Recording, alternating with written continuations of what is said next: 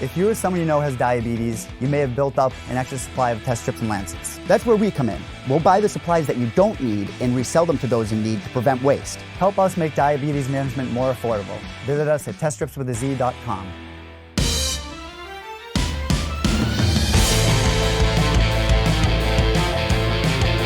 All right, back on the show is Jared Gooden. He's getting right back at it as he is scheduled to take on Michael Graves for the Titan FC interim welterweight title on March 15th. Titan FC 53 live on UFC Fight Pass. The Nite Train is back on the show. Jared, how are you, man? I'm great, man. Training's killing me, man. It's wonderful, man, but I love it, and I'm great. How are you? I'm doing great. Now, I need to know, because this fight was announced a couple of weeks ago between you and Graves, and all signs are pointing in that direction, but I had seen on social media that you were waiting for Graves' quote, balls to drop inside the contract. So I guess the question is, are you fighting Michael Graves on March 15th at this moment in time? I believe I am because I still haven't gotten official word that he has signed the contract. You know, I'm a tough fight for anybody, and I believe he's just trying to protect his record right now. That's why he hasn't signed yet. Like, he's, you know, like on social media, he's like, oh, I can't wait for March so I can eat again, you know, and trying to fight and stuff. And he's posted the poster for the fight, but yet I still haven't gotten confirmation that he signed. You know, as soon as the contract came my way, I signed, sent it back. I'm ready to go. You know what I mean? But haven't heard back that he has signed yet. So I'm waiting. I should know for sure tomorrow, and I will make a post about it. So do you think he just was like, oh, there's a fight coming up, and he just was like, okay, I'm in, and then he maybe did some homework on you, maybe watched your last couple of fights, and was like, oh, maybe this guy wasn't who I thought he was? Like, is that what you think's happening right now? He's trying to, like, weigh those options to make sure this is the right fit for his career right now? Yes, I know a little bit more, and I don't want to like be a dick to him, because like me and him trained together, you know what I mean? Me and him are cool. As cool as we can be. He's just in my way right now, you know what I mean? But he's a good guy. And yeah, I just think he's trying to protect his record right now. You know, like, I know he thinks wrestling's my weakness. I know everybody thinks that, but I showed a lot of growth in my last fight with Steven Newell. You know, he took me down and got back up, and even bust him up when he tried to take me down. You know, and so I believe he's just trying to protect his record. And yeah, let's just I'm gonna keep it at that. All right. Is there a part of you that is concerned that this fight doesn't happen? Like, I believe that you'll probably fight anybody at this point. March 15th, you have a date. You just want to get in there and do your thing. But are you concerned that this fight with Graves doesn't happen at this point, or are you feeling confident that it's going to go down? I'm feeling that it won't go down, because I've been hearing that Graves does this. You know what I mean? If he doesn't sign, he tries to finagle his way out of contracts, out of fights that he doesn't believe he can win, and he's not going to win against me. And so, like I said, I believe he's not going to take it. I'm still training for it though, because I don't want to ever be unprepared. You know what I mean? I'm still wrestling some top, working my wrestling defense, working my striking. But man, every day that passes, man, I ain't gonna lie to you, I get more and more discouraged that he's not going to take the fight. You know, because we're less than 3 weeks away now. Man, it's not hard, bro. They sent you the contract. I know they did, and he just hasn't signed the contract yet. And so whoever wants to step up, I'm here. My name's Jared Gooden, ready to fight. Ask for me. Let's go. Have you talked to the organization? Have you talked to Lex or talked to Jeff about, you know, any kind of a backup plan or anything like that? Or are you just kind of moving forward day by day and doing the Bill Belichickian thing, just one day at a time, and whatever happens, happens? I'm doing the Belichick thing, you know, taking it day by day. My manager's talking to Lex. You know, he told me he's supposed to call him, I believe, tomorrow, because Lex is in Prague. He was at the UFC fights, I believe. So, like I said, I'm waiting here back. Like I said, tomorrow I should know for sure. But like I said, I'm still training. Like I said, no days off. Just because, like I told you last time, I don't prepare for an opponent. I prepare to make myself better each time. You know, so this is my job. This is my life, and I'm just making myself better each day. You know, if his balls drop and he steps up, hey, I'm ready. I'm here. If you want to bitch out and take an easy fight to protect your career, to protect your record, I understand. You know what I mean? So whatever happens, happens. Well, in terms of you moving forward, I mean, you didn't waste any time at all. I mean, you just fought on February 1st. About a week later, this fight announcement comes together, and the announcement with it that you signed with Titan FC. So talk about how this all came together so quickly after your last fight.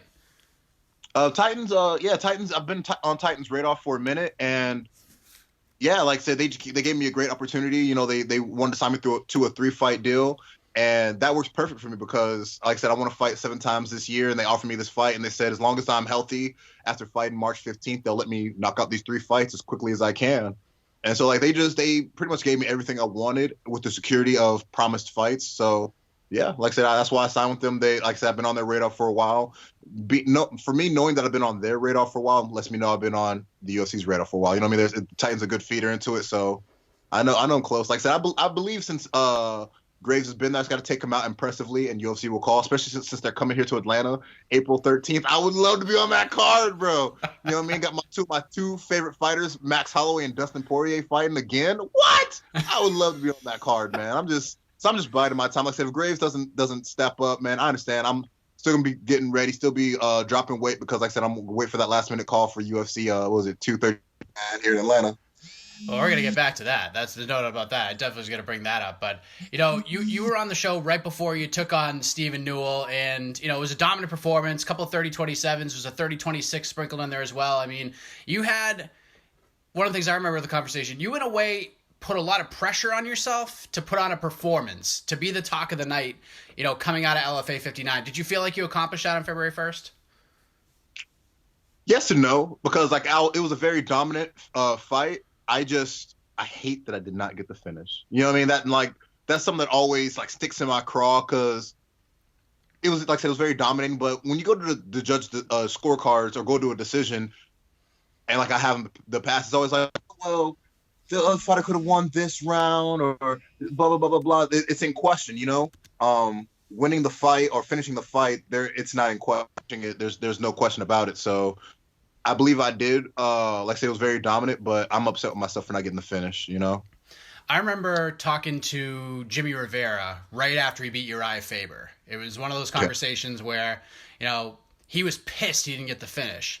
And I remember talking to him probably 3 days after. He was pissed he didn't get the finish. But then he said he talked to his coach. He actually texted me the next day. He goes, you know what? I changed my mind. I was like, why? What happened? And he goes, well, my coach has told me anyone could just finish a fight and land a lucky punch or something like that. But to go out there and beat a former champion and dominate him for 3 rounds and make it unquestionable that you won the fight, that you took it to him for 3 rounds, that kind of swayed the way I thought about it. There's no doubt, there's no luck, there's no nothing. That's just the way that it was. Do you feel that way about it, or would the finish just make you feel better at the end of the day? The finish would definitely make me feel better. My coach did the same thing. He's like, yeah, you really dominated every fight. There was never a point where he was in control. It was very dominant. But again, I want the finish. I want the dominant performance with the finish. You know what I mean? If I would have got the finish in the last round, like I said, where I was dropping those elbows on him, if I would have I know if I'd have kept a little bit more. The ref was right there to stop it. I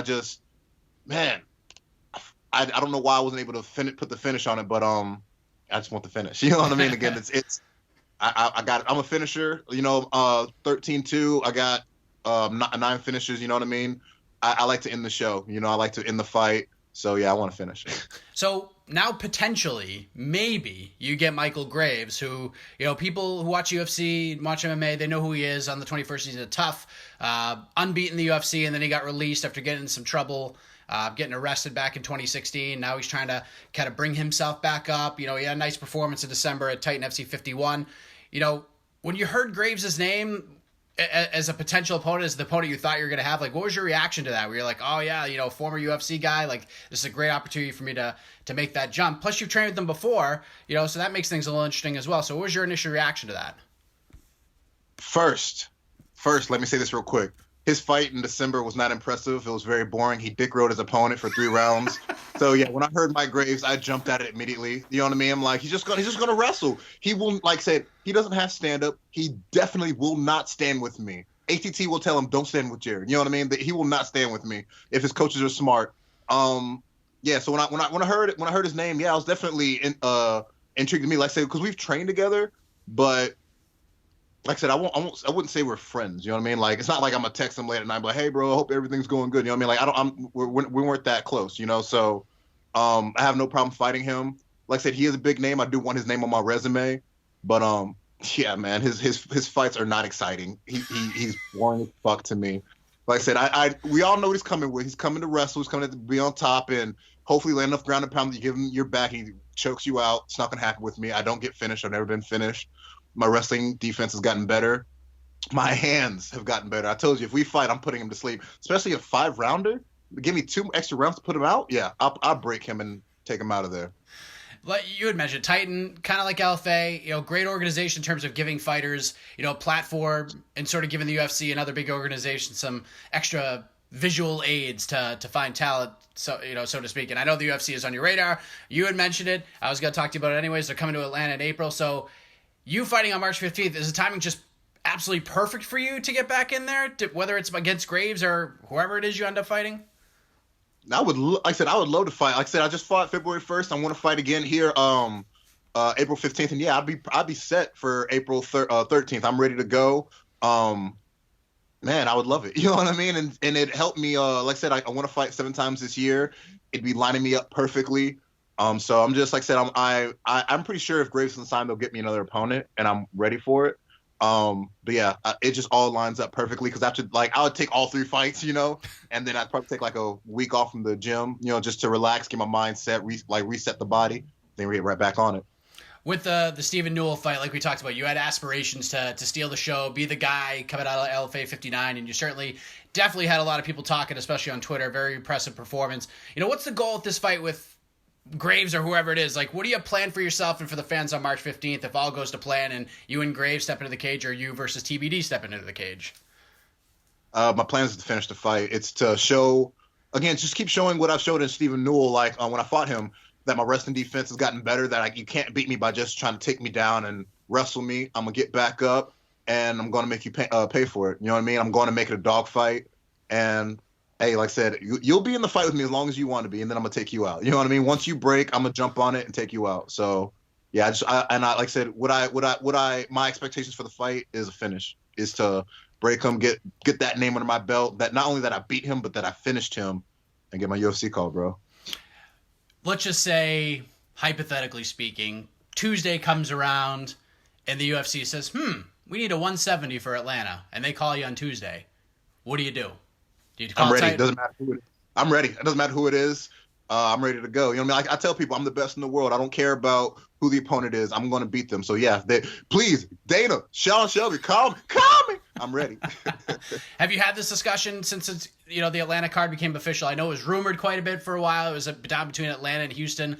And I know Titan's pretty cool and stuff like that, especially when it gives guys the opportunity to get that platform and get to the UFC. So if you had that conversation with Titan, is it part of your deal at all? Like if the UFC calls, you're free to make the jump?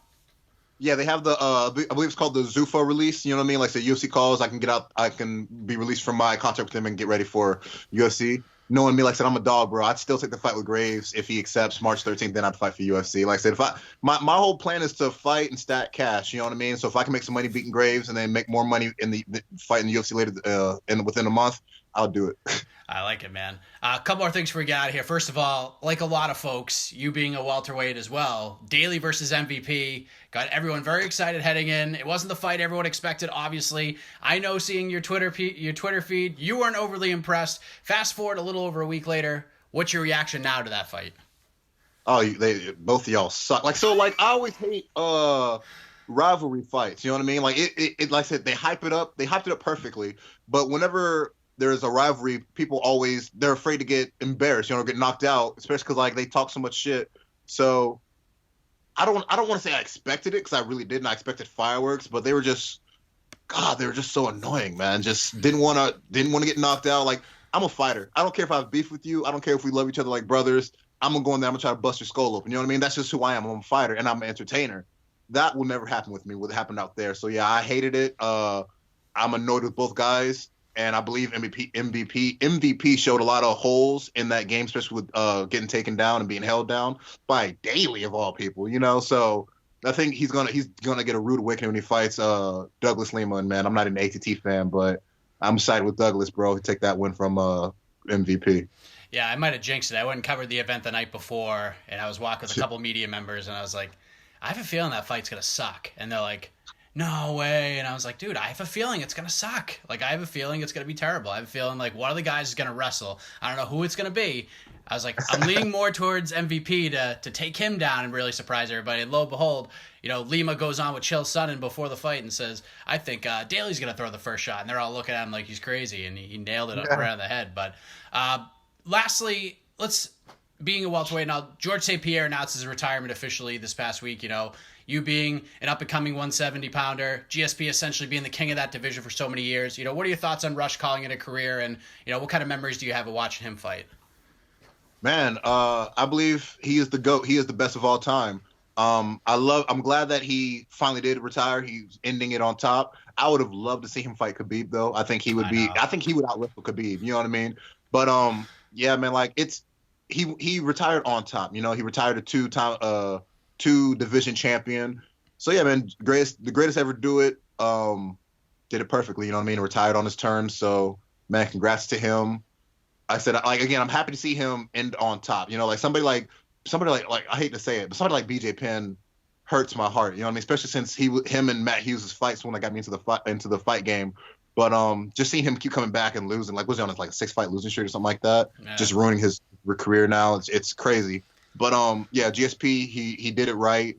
He was the best of all time. So like I said, I'm happy to see him hang up his gloves. I hope he stays out, because you can't leave and come back. Once you think the word retire in the sport, you need to retire, because if you don't have it in you, if you don't have it in your heart, if you don't have it in your soul, it's not for you. It will kill you. You know what I mean? So like I said, I hope he stays retired, because like I said, he is the greatest ever. Yeah, he's never actually dropped that R word before. He's taken breaks and been out for a while, but he never actually said he was retired. So this one makes me think it's going to stick. But I'm telling you, if the UFC called him with Khabib tomorrow, he would come out of retirement, I think. I think he'd jump all over that. But I just don't think the UFC is going to put that fight together. I don't think they want to see George fight again. I just don't. But you're supposed to find out more about this fight tomorrow, whether it's going to be Graves or, wherever it's going to go. But I'm sure the Graves, like you said, having that name in your resume means a little bit more to you, especially with the UFC coming to Atlanta and all these other opportunities that could be coming your direction. So I'm a believer that anybody could be watching at any time. So what is the message for Michael Graves right now? We're less than 3 weeks away from this fight, scheduled to go down in Florida, Titan FC 53. What do you want to say to the man? Sign the fucking contract, man. Let's fucking go. You know what I mean? You claim that you're ready for a fight. I'm here. I've stepped up. Let's fucking go, bro. Stop being a little bitch. Let's do it. Jared Gooden, spoken like a true fighter right there. Scheduled to return to the cage March 15th, Titan FC 53, fighting for the interim welterweight title against who we believe could be Michael Graves, but we're not 100% sure yet. Jared, thank you for the time. Before we get out of here, once again, let the folks know where to find and follow you on the web, social media, shout-outs, anything else you want to get off your chest here, please take the floor, my friend. Thank you, brother. Guys, want to find me on Instagram? It's Nite Train MMA 23. I'm on Twitter, capital J, capital G, Nite Train. Facebook, Jared Gooden.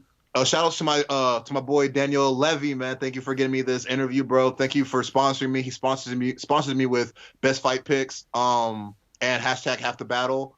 Shout out to my other sponsor, 100% Chiropractic. Thank you for working on my spine. Keep me in line. If you're ever in the Beaufort area, check them out. Shout out to William Keith Anderson, the best real estate in Georgia. Also, shout out to my boy Hunter. He's doing all my videos. We're coming out with a series called Committed, just, with my normal life and training and stuff. So check that out. I'll be on social media very soon. So like I said, shout out to Hunter, and shout out to my team X3. They keep me in the gym. They keep pushing me.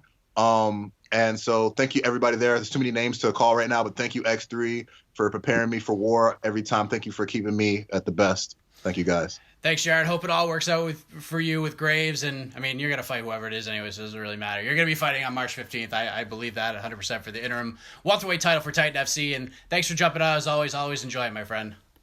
Thank you, brother. I'll be seeing you soon.